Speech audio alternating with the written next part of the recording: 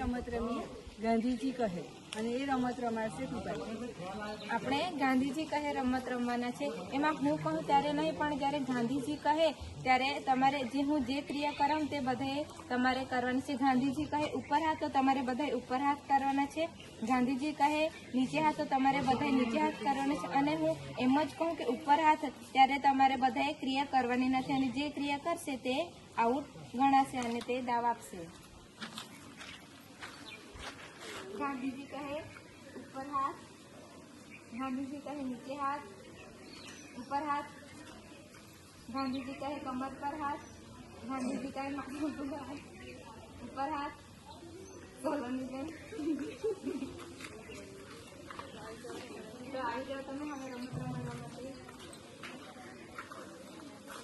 गांधीजी कहे माथा पर हाथ, पग पर,